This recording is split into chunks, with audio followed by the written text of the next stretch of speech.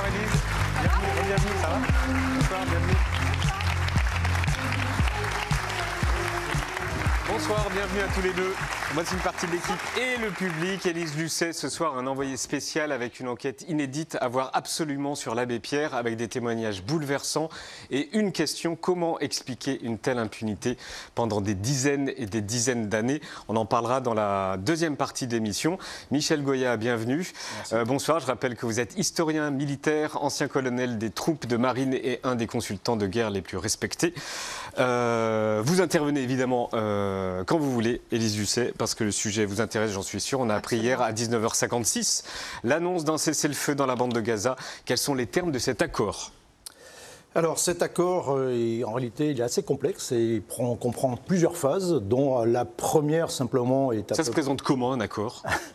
C'est une bonne question, mais ça se sur un texte. C'est un texte. Voilà, c'est un texte où on définit un certain nombre d'étapes, principes, qui ne sont pas, visiblement, pas complètement très clairement définis.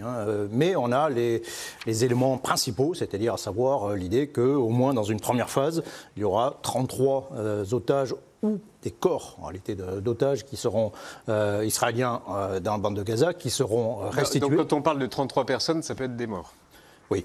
Oui, oui. Il y a peut-être une dizaine, effectivement, de morts dans le lot, qui seront, pendant une période qui devrait durer 42 jours, 6 semaines, qui seront par petits groupes libérés. Et puis, au fur et à mesure, cette libération, les Israéliens, de leur côté, doivent également libérer un certain nombre de prisonniers palestiniens, de l'ordre d'une cinquantaine pour les femmes, pour chaque femme otage libérée, et d'une trentaine pour chaque homme libéré, donc c'est très genré. Et en même temps, l'armée israélienne doit se replier, soit se retirer progressivement de Gaza. Donc ça, c'est la phase 1, plus évidemment un élément essentiel dont j'ai oublié de parler, c'est l'aide humanitaire, qui doit, à ce moment-là, dès la signature de cet accord, enfin le début de cet accord, son application dimanche, doit commencer. Voilà, donc on vient en aide, on arrête les combats et on vient en aide à la population. Ça, c'est la phase 1, si vous voulez. Et on voit qu'il y a déjà encore quelques zones d'ombre sur le retrait israélien. Et justement, par exemple, là, il y a eu un urgent tout à l'heure de l'AFP, trêve à Gaza, le gouvernement israélien se réunira vendredi, donc demain, pour voter sur l'accord. Oui, oui, c'est que... Quoi ? Ça signifie que, alors, en fait, on s'est un petit peu précipité quand même pour annoncer un accord. Alors, il y a un arrière-fond que vous aviez évoqué d'ailleurs précédemment sur notamment la politique américaine. C'est pas innocent. Mais cet accord reste quand même assez fragile. Il y a beaucoup d'opposition, notamment en Israël, notamment parmi les extrémistes israéliens qui disent attendez, cet accord, libérer 1000 ou 1500 prisonniers palestiniens. Qui se trouvent dans le gouvernement de Netanyahou. Oui, bien sûr, on les connaît. Pas que dans le gouvernement, excusez-moi. Non, c'est vrai. Non, c'est-à-dire, en fait, sans ces deux partis d'extrême droite, deux ministres qui étaient considérés il y a 10 ans comme des terroristes par les services secrets israéliens eux-mêmes. Donc, ces deux partis, qui ont deux ministres au gouvernement, font la majorité de Benyamin Netanyahou. Ils pourraient faire capoter ce qui est... Ah, ça, je ne sais pas. Il faut une minorité qui permet, si jamais... Qui permet au gouvernement de Netanyahou... Si jamais ces deux ministres se retiraient du gouvernement, et si les partis ne soutenaient plus Benyamin Netanyahou peut ne plus gouverner Israël.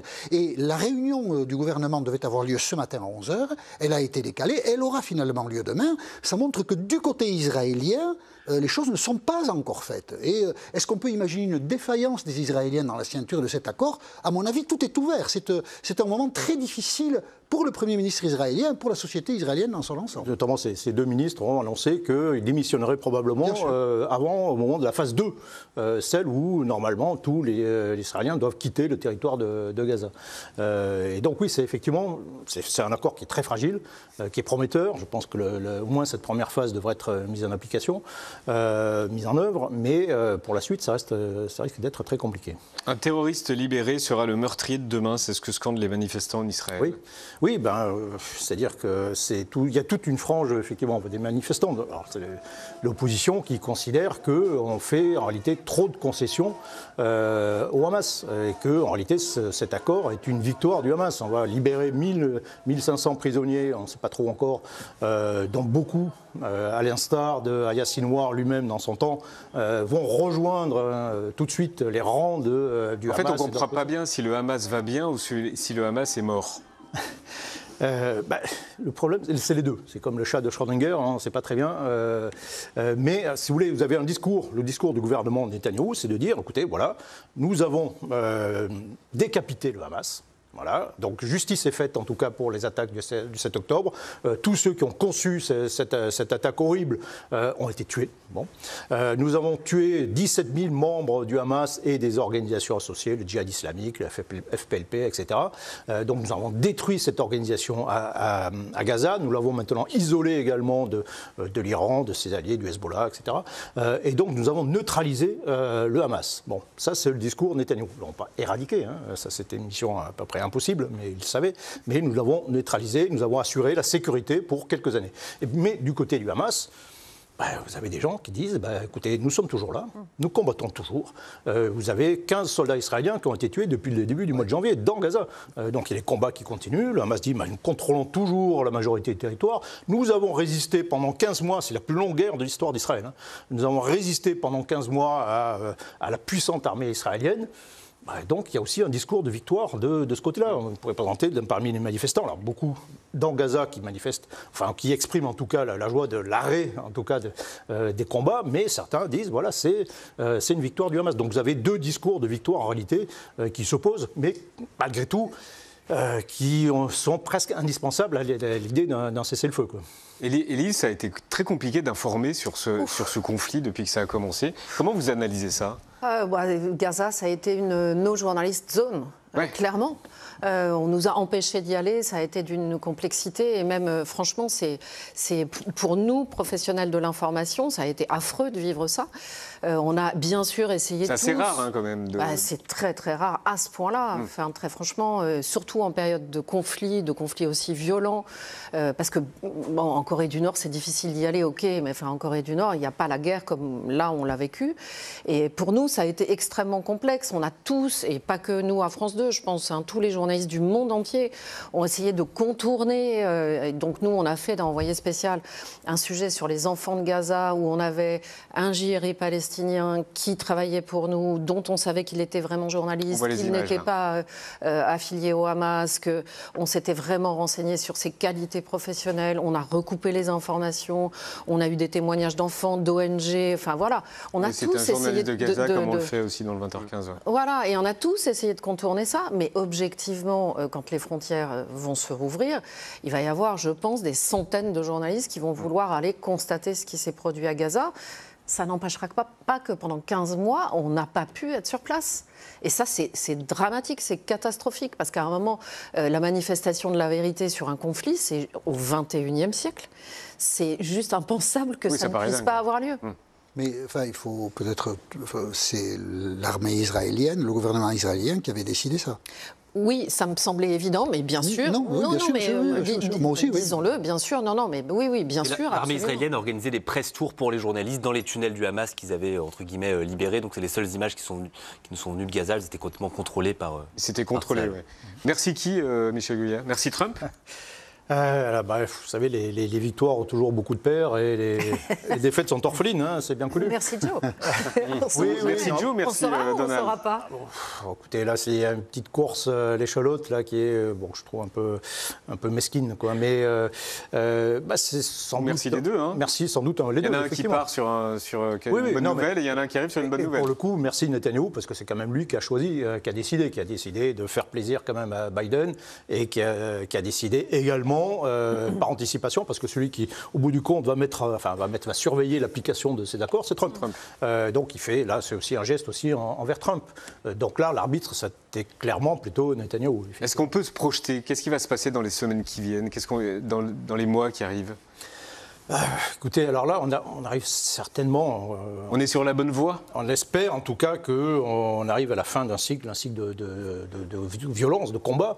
On a de toute façon des adversaires qui sont épuisés. Même le côté israélien, on est épuisé par ces 15 mois de guerre qui ont fait aussi beaucoup de pertes. Alors, je parle au-delà même du 7 octobre, de l'horreur du 7 octobre. Il y a même les pertes militaires israéliennes sont inédites depuis la guerre du Kippour de 1973. Une société qui mobilisait pour la guerre depuis 15 mois. Il faut imaginer aussi, vous avez 300 000 réservistes dans un pays de 9 millions d'habitants, c'est considérable. C'est-à-dire qu'il y a une bonne partie de la vie de la société, de la vie économique qui est en suspens pendant ce temps. Donc on est dans une société qui en a marre, qui considère effectivement que, d'une certaine façon, vengeance est faite, ou justice est faite, si vous voulez, que la sécurité est assurée, que tout ça est en réalité porteur quand même de conflits dans l'avenir. Vous avez un jour, un officier israélien me disait, mais écoute, t'as pas compris, nous on veut pas la paix. La paix c'est trop compliqué pour nous.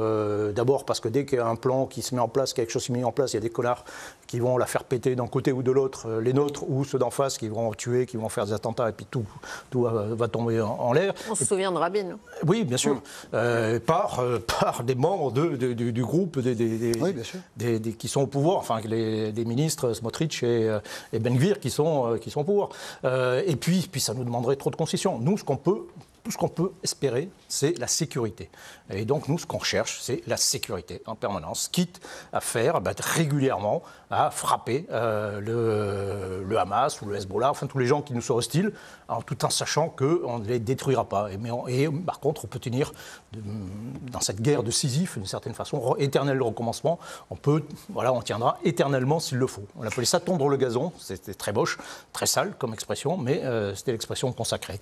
Et donc là, moi, je croyais au début, après le 7 octobre, qu'ils allaient peut-être effectivement changer un peu de perspective et essayer, pour le coup, vraiment éradiquer le Hamas. Il fallait en tout cas le chasser de Gaza et donc avoir une autre solution à la place, une autre administration, remettre en place l'autorité palestinienne, quelque chose. Il fallait faire quelque chose.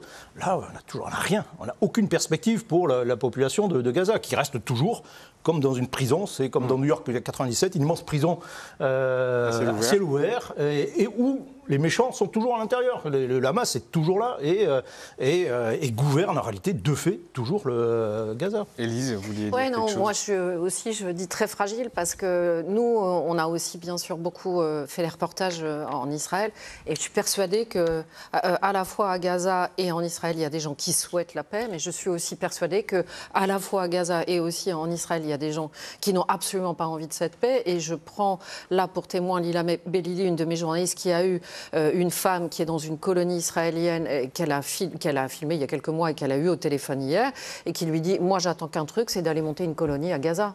Et il y a des pancartes, Gaza, enfin bon, voilà. Donc, si vous voulez, il y a vraiment des deux côtés des gens qui n'ont pas envie de cette paix. Ouais. Donc, l'optimisme, il est vraiment limité. Et l'accord dit, je crois, d'un mot que maintenant, il faut aller très vite vers un État palestinien, avec une autorité palestinienne rénovée. La formule est celle-ci. Oui. Mais sur quel territoire ? Gaza est inhabitable pendant des décennies probablement, et des colons israéliens continuent d'investir, en ne respectant pas le droit international, en le bafouant, avec le soutien du gouvernement, continuent d'investir la Cisjordanie et chasser les Palestiniens de leur terre. Et certains veulent retourner à Gaza. Oui, et certains veulent retourner à Gaza. Donc, du coup, on voit bien que la suite est très très difficile à écrire, évidemment.